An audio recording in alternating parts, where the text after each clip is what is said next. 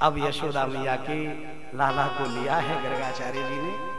अब ठाकुर जी जैसे ही गए तो उनके नेत्रों में जल भराया गर्गाचार्य जी के, रोने लगे।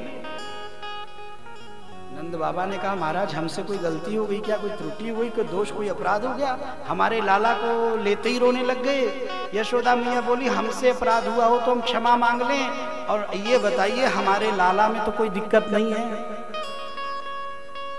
वैसे तो मैं देखती हूं कि लाला में दिक्कत ही दिक्कत है।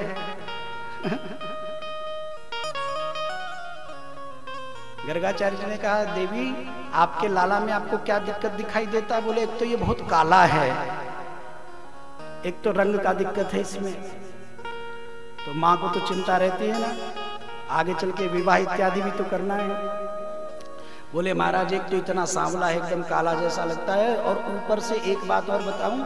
गर्गाचार्य जी हाँ बोले एक दो जगह से नहीं, पूरा तीन तीन जगह से टेढ़ा है। पैर इसकी अलग तिरछी रहती है, कमर अलग लचकी रहती है, गर्दन अलग झुकी रहती है।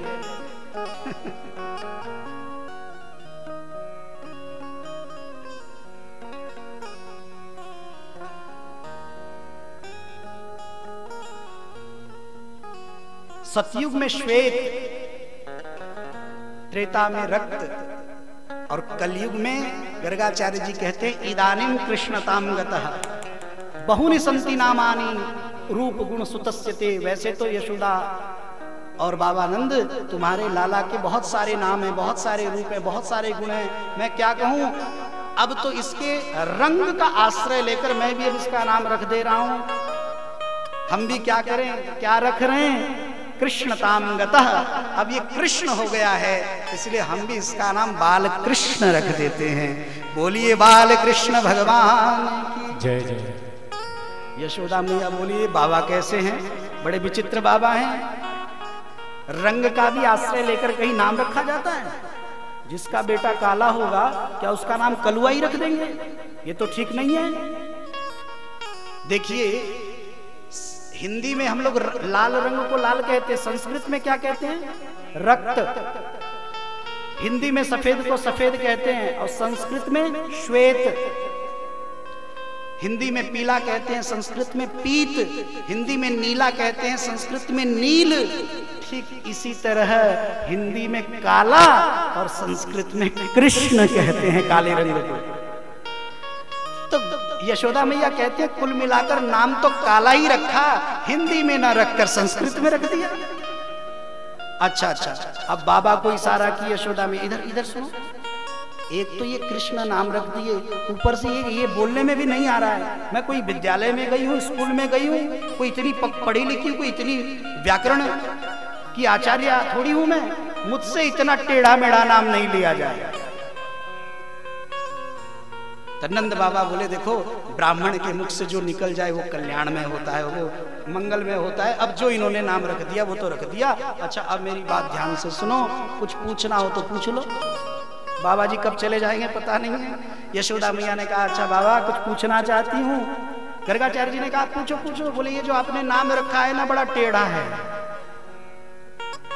इसको मैं अपने मुताबिक बना लूं क्या?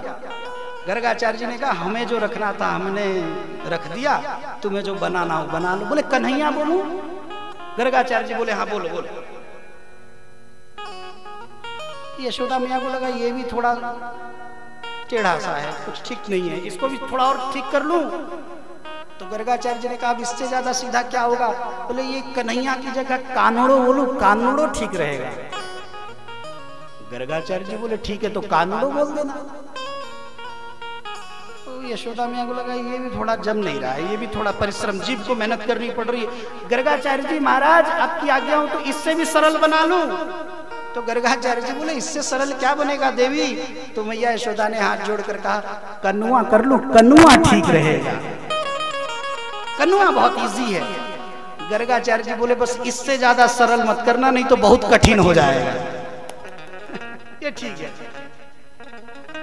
बोलिए भक्त वत्सल भगवान की। इसका भविष्य कैसा होगा? गर्गाचार्य जी बोले देवी मैं ये तो नहीं जानता कि तुम्हारे लाला का भविष्य कैसा होगा, पर मैं इतना जरूर जानता हूं कि तुम्हारा लाला भूत भविष्य वर्तमान तीनों से परे की सत्ता है। मैया यशोदा को ये बात समझ में नहीं आई। अब ये गूढ़ चर्चा क्या समझे। मैया ने पूछा, अच्छा बाबा जी ये बताओ इसका जीवन कैसा होगा। गर्गाचार्य जी बोले, मैं ये तो नहीं जानता इसका जीवन कैसा होगा, पर इतना जरूर जानता हूं कि तुम्हारा लाला तो दूसरों का जीवन दाता है, ये जीवन दाता है। यशोदा मैया सोचती हैं, पूछ रही हूं कुछ, बता रहे हैं कुछ। चलो बाबा जी अब तक की बात समझ में नहीं आई, लेकिन अब की जो पूछ रही हूं बहुत महत्वपूर्ण बात है, इसे घुमा फिरा कर मत बताइएगा, बिल्कुल स्पष्ट बताइएगा। गर्गाचार्य जी बोले, देवी मैं बता तो स्पष्ट ही रहा हूं, तुम्हें समझ में नहीं आ रहा है तो मैं क्या करूं। माँ को अपने लाला के विवाह की बड़ी चिंता होती है। मैया ने पूछा, अच्छा बाबा ये बताओ इसके रंग को लेकर, इसके टेढ़ेपन को लेकर मुझे बड़ी चिंता रहती है, इसको कोई अपनी कन्या देगा भी, इसका विवाह तो हो जाएगा ना। गर्गाचार्य जी अपना आसन उठाए, उसको मोड़े, हाँ, और बगल में दबाए, दंड कमंडलू लिए 10 कदम दूर चले गए। यशोदा मैया ने कहा, अरे बाबा कहां चले, जवाब तो देते जाओ। गर्गाचार्य जी ने कहा, इसका जवाब थोड़ा विचित्र है, सोचा 10 कदम दूर से ही बताऊंगा। बाबा बताकर जाओ।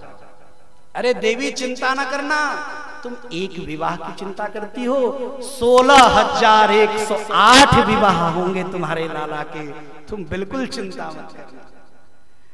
सेवा के लिए तुम्हारे देह के अंग कम पड़ जाएंगे, बहुओं की कमी नहीं होगी। यशोदा मैया अब की बार हंस पड़ी, ये सोचकर कि बाबा जी इतना विवाह बता रहे हैं तो एक आधा तो हो ही जाएगा। हा? मैया को क्या पता कि बाबा जी जितना बता रहे हैं सब होने हैं, आनंद होना है। बोलिए भक्तवत्सल भगवान की।